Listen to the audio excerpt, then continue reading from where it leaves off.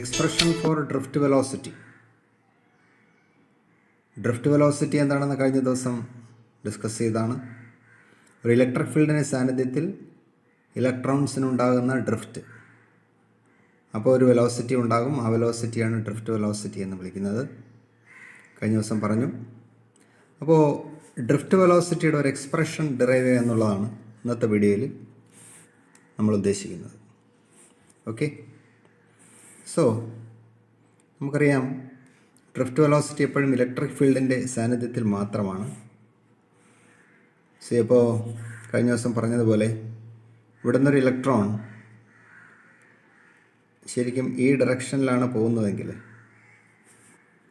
ഒരു electric field കൊടുത്തിട്ടുണ്ടെങ്കിൽ തീർച്ചയായും ഇലക്ട്രിക് ഫീൽഡ് ആകുമ്പോൾ ഇവിടെ പോസിറ്റീവ്, ഇവിടെ നെഗറ്റീവ്.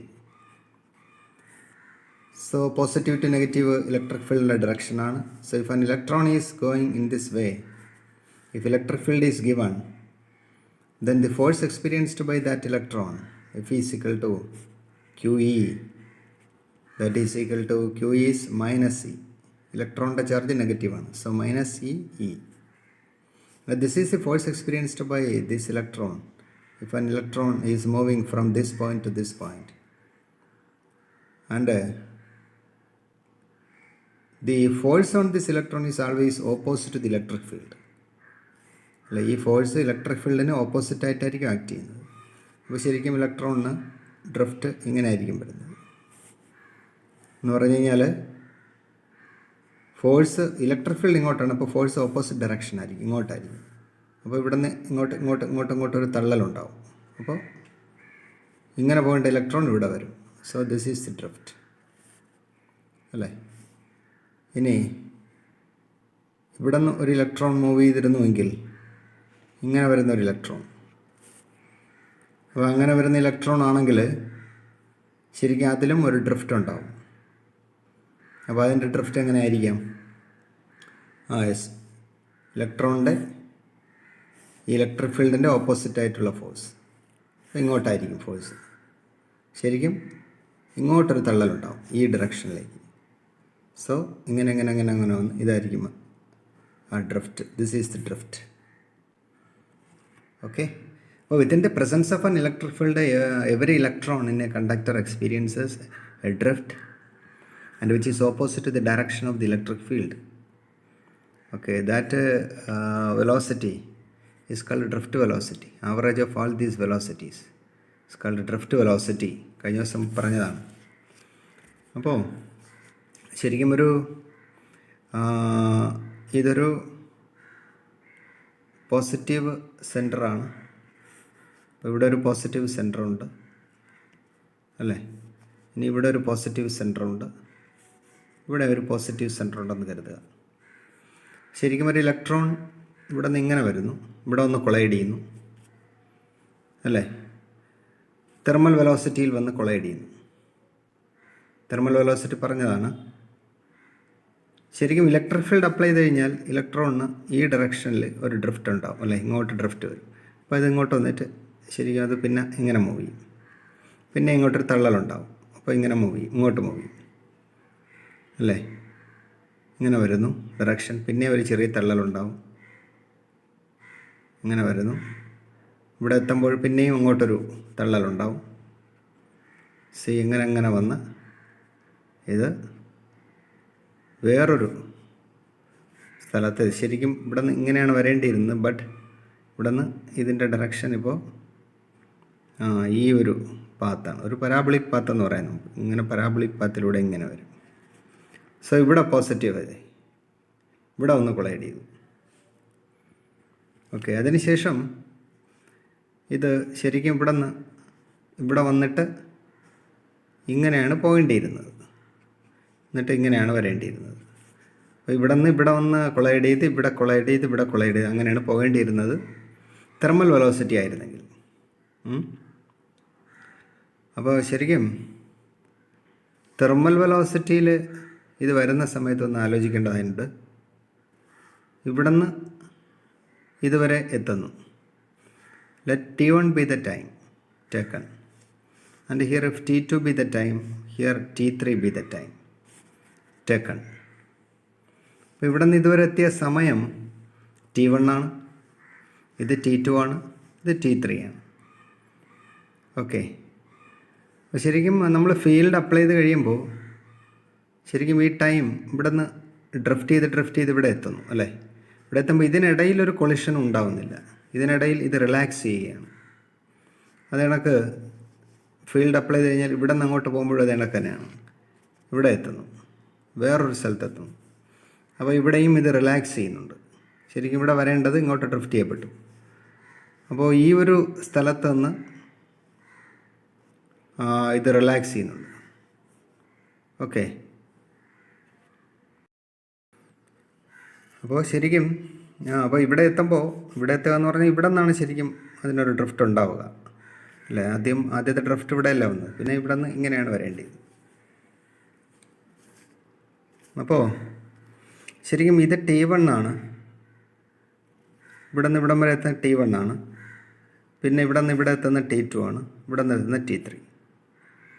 അപ്പോൾ അങ്ങനെയുള്ള ഒരു കണ്ടീഷൻ നമ്മൾ ഇലക്ട്രിക് ഫീൽഡ് അപ്ലൈ ചെയ്യണമെങ്കിൽ ഡ്രിഫ്റ്റ് ഉണ്ടാകുന്നു അല്ലേ. ഇങ്ങോട്ടൊരു ഡ്രിഫ്റ്റ് ഉണ്ടാകുന്നു.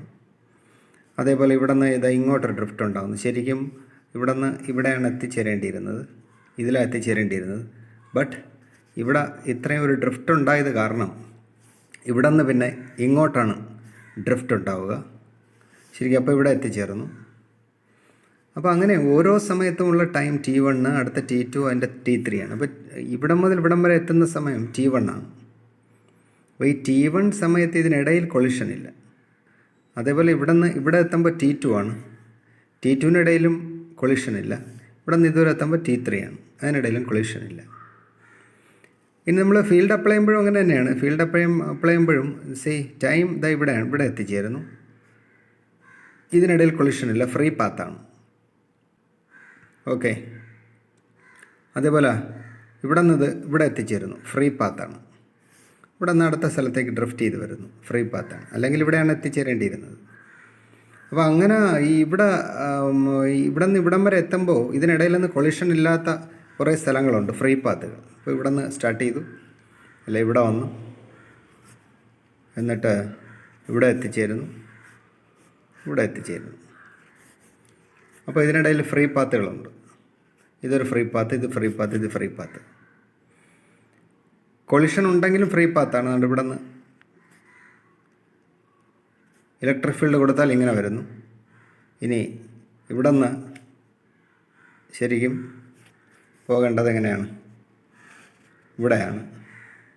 ഇവിടെ ഒരു സ്ഥലത്തൊന്ന് ഗ്ലൈഡ് ചെയ്യുന്നു. അപ്പോൾ ഇതെല്ലാം ഫ്രീ പാത്തുകളാണ് അല്ലേ. അപ്പോൾ ഇതൊരു ഫ്രീ പാത്ത്, ഇത് ഫ്രീ പാത്ത്, ഇതിനിടയിൽ കൊളിഷൻ ഇല്ല. അപ്പോൾ ഇത് ഏതാണ്ട് ചിലപ്പോൾ ഇവിടെ നിന്ന് ഇതുവരെയുള്ള ലെങ്ത് ആകണമെന്നില്ല, ഇവിടെ നിന്ന് ഇതുവരെയുള്ള length. The lengths may be or the path lengths may be different. So അതുകൊണ്ട് ഇങ്ങനെയുള്ള എല്ലാ ഈ പാത്തിൻ്റെ ലെങ്ത് എല്ലാം കൂടെ നമുക്ക് അതിൻ്റെ ഒരു ആവറേജ് എടുത്തു കഴിഞ്ഞാൽ ആ ഫ്രീ പാത്തുകളുടെ എല്ലാത്തിൻ്റെയും കൂടെ ഒരു മീൻ എടുത്തു കഴിഞ്ഞാൽ അതിനെ മീൻ ഫ്രീ പാത്ത് എന്ന് എടുക്കാം. കൊളിഷൻ ഇല്ലാത്ത പാത്താണ് ഫ്രീ പാത്ത്. അതുകൊണ്ട് ആ ലെങ്ത്തിനെ മീൻ ഫ്രീ പാത്ത് എന്ന് വിളിക്കും, മീൻ ഫ്രീ പാത്ത്. അപ്പോൾ what you mean by mean free path? It is the average path between two successive collisions അല്ലേ. അപ്പോൾ ഇതിവിടെ ഒന്ന് ടച്ച് ചെയ്തിട്ട് ഇവിടെ എത്തുന്നു അല്ലേ, ഇവിടെ ഒന്ന് കൊളൈഡ് ചെയ്ത് ഇവിടെ എത്തുന്നു. അപ്പോൾ ഇതിനിടയിൽ ഇപ്പോൾ ഇവിടുത്തെ കൊളിഷനും ഇടയിലുള്ള പാത്താണിത്. അതേപോലെ ഈ കൊളിഷനും ഇടയിലുള്ള പാത്താണ് ഇത്. അപ്പോൾ അങ്ങനെ അടുത്തടുത്തുള്ള രണ്ട് കൊളിഷനിടയിലുള്ള പാത്തുകളുടെ മീൻ എടുത്തു കഴിഞ്ഞാൽ അതിനെ മീൻ ഫ്രീ പാത്ത് എന്ന് വിളിക്കും. Okay. It is the average path of the electrons between two consecutive collisions. Okay. So mean free path is the average path length of the electrons between two consecutive collisions. അല്ലേ, അടുത്തടുത്തുള്ള രണ്ട് കൊളിഷൻസിന് ഇടയിലുള്ള average path. ഇവിടെ നിന്ന് ഇത് വന്ന് ഇവിടെ collide ചെയ്തിട്ട് ഇവിടെ കൊളൈഡ് ചെയ്തു. അപ്പോൾ ഇതിനിടയിലുള്ള ആവറേജ് പാത്ത്, രണ്ട് കൊളിഷൻസിന് ഇടയിലുള്ള ആവറേജ് പാത്ത്. ഇതിലും കൊളൈഡ് ചെയ്ത് കഴിഞ്ഞ് കഴിഞ്ഞാൽ ആ ആവറേജ് പാത്ത്, ഈ പാത്ത് എടുക്കുക. അപ്പോൾ അടുത്തടുത്തുള്ള പാത്തുകളെല്ലാം കൂടെ ചേർത്തിട്ട് ആവറേജ് എടുത്താലും അത് മീൻ ഫ്രീ പാത്ത് തന്നെയാണ്. ഓക്കെ. ഇനി ഇതേപോലെ what is the average time interval between two successive collisions. ഇപ്പോൾ ഇവിടെ നിന്ന് സ്റ്റാർട്ട് ചെയ്ത് ഇവിടെ ഒന്ന് ഇടിച്ചു, ഇത് T1 ടൈം അല്ലേ, T1 is the time taken, then it collides with this positive centre, the time is T2, and the average time interval between these two collisions is usually termed as relaxation time, because here the electron is relaxing between two collisions. So ഇവിടെയും collide ചെയ്ത് കഴിഞ്ഞാൽ ഇതിൽ collide ചെയ്തിട്ട് ഇവിടെയും collide ചെയ്യുമ്പോൾ ഇതിനിടയിൽ പിന്നെ collisions ഇല്ല, അതുകൊണ്ട് അത് റിലാക്സ് ചെയ്യണം. അങ്ങനെയുള്ള കുറേ സ്ഥലങ്ങളുണ്ട്, ഇതുണ്ട്. അപ്പോൾ ഇതെല്ലാം എന്താണ്, ടൈം ഇൻ്റർവെല്ലാണ് ബിറ്റ്വീൻ ടു കൊളിഷൻസ്. അപ്പോൾ അങ്ങനെയുള്ള ആ ടൈം ഇൻ്റർവെൽസിൻ്റെ എല്ലാത്തിൻ്റെയും ആവറേജ് എടുക്കുമ്പോൾ you will get relaxation time, because the electron is relaxing between two collisions. So relaxation time is the average time interval between two consecutive collisions. Okay, so we got the equation for the force F is equal to minus EE. Then what is the acceleration produced? So ഇവിടെ എത്തിയപ്പോൾ ഇതിന് acceleration ഉണ്ടായി, ഇങ്ങോട്ടാണ് acceleration ഉണ്ടായത്, ഈ ഡയറക്ഷനിലേക്കാണ് acceleration ഉണ്ടായത്. So acceleration മാറുന്തോറും, ആക്സിലറേഷന് മാറ്റം വരുന്തോറും ഇതിൻ്റെ സ്പീഡിന് വ്യത്യാസം വന്നുകൊണ്ടിരിക്കും അല്ലേ, സ്പീഡ് മാറ്റം വരും. സോ ആക്സിലറേഷൻ നമുക്ക് കണ്ടെത്താം, എന്നാൽ മാത്രമേ ഇതിൻ്റെ ഫൈനൽ സ്പീഡ് കാണാൻ പറ്റൂ. അപ്പോൾ what is acceleration from this equation? See force equal to minus EE. Then we will get the acceleration, അല്ല A is equal to, നമുക്കറിയാം ഫോഴ്സ് ബൈ മാസ് ആണ്, F equal to ma എന്ന് പറഞ്ഞ relation, that is equal to, see force is minus EE, so minus EE divided by m, this is acceleration. Okay, then what is the final velocity attained? ഇവിടെ നിന്ന് ഇവിടെ എത്തിച്ചേരുമ്പോൾ അല്ലേ എന്തുമാത്രം velocity ഉണ്ടാകും, because it is accelerated, so it will have some final velocity. So what is the final velocity? V is equal to, നമുക്കറിയാം U plus AT. Okay, and see here it is vector quantity, and we will get is equal to, see for the first electron U plus what is this minus E by m, so minus E by m into T. Okay, actually for the first collision, the time is T1. See here it is T1 for the first collision, and for that collision V1 is equal to, see the V1 എന്ന് കൊടുക്കുന്നു, V1 is equal to U1, ഇത് U1 എന്നെടുത്ത് minus E by m into capital T1, ഈ ടൈമിന് പകരം capital T എന്ന് കൊടുക്കുക, so capital T1. Okay, and for the second collision V2 is equal to U2 plus minus E by m into T2. Here m is a constant, E constant, capital E constant. Okay, and for the third U3 plus minus E by m T3 and so on. For n collisions, we can write for n collisions, and the average of all these velocities, all these speeds is called drift velocity. അല്ലേ, average of വെലോസിറ്റികളെയാണ് നമ്മൾ എന്തെന്ന് വിളിക്കുന്നത്, drift velocity എന്ന് വിളിക്കുന്നത്. So what is the drift velocity? VD is equal to, ഇതെല്ലാം കൂടെ add ചെയ്യണം, so U1 minus E by m. So you will get the answer, average VD is equal to, average എടുക്കുമ്പോൾ നമ്മൾ whole divided by n collisions അല്ലേ, എല്ലാ വെലോസിറ്റിയുടെ average എടുക്കുമ്പോൾ ഈ velocity എല്ലാം കൂടെ കൂട്ടിയിട്ട് n കൊണ്ട് ഡിവൈഡ് ചെയ്തു, അപ്പോൾ ഇവിടെ n കൊണ്ട് ഡിവൈഡ് ചെയ്തു. അപ്പോൾ ഈ n ശരിക്കും U1 plus U2 plus U3 എല്ലാത്തിലും വരും അല്ലേ, UN വരെ. അതിനൊക്കെ ഈ രണ്ടാമത്തെ ടേമിൽ എല്ലാത്തിലും ഡിവൈഡഡ് ബൈ n വരും. അപ്പോൾ ഒന്നാമത്തെ ടേംസിൽ വരുന്ന n എല്ലാം കൂടെ ആ ടേംസ് എല്ലാം കൂടെ ഒരുമിച്ചെടുത്ത് n കൊണ്ട് ഡിവൈഡ് ചെയ്ത്, ഇനി ഈ രണ്ടാമത്തെ ടേംസിലും എല്ലാം n വരും, കാരണം ഡിവൈഡ് ചെയ്തിരിക്കുകയല്ലേ. അപ്പോൾ ആ n ശരിക്കും ഈ T1 അത് ഈ ക്വാണ്ടിറ്റീസ് കോമൺ ആയിട്ടെടുത്ത്, ഈ ബൈ m കോമൺ ആയിട്ടെടുത്ത്, then we take T1 plus T2 plus T3 up to Tn divided by n കൊണ്ട് ഡിവൈഡ് ചെയ്ത് ഇത് ഇനി കോമൺ ആയിട്ടെടുത്ത്, that is equal to, so നമുക്കറിയാം this is the average thermal velocity. അത് കഴിഞ്ഞ വീഡിയോയിൽ പഠിച്ചതാണ്. Average thermal velocity is found to be 0 minus E by m. So this is the average time interval of all the collisions actually. രണ്ട് collision ആയി രണ്ടെണ്ണത്തിൻ്റെ ആവറേജ്. Okay, so average time interval between all collisions, അതിനെ നമ്മൾ usually relaxation time എന്നാണ് എടുക്കുന്നത്. To നമ്മളിവിടെ കാണിച്ചിട്ടുണ്ട്, റിലാക്സേഷൻ ടൈം ടൗ എന്ന് കാണിച്ചിട്ടുണ്ട്. So it is the average time interval between the collisions. So tau എന്നെടുത്തു.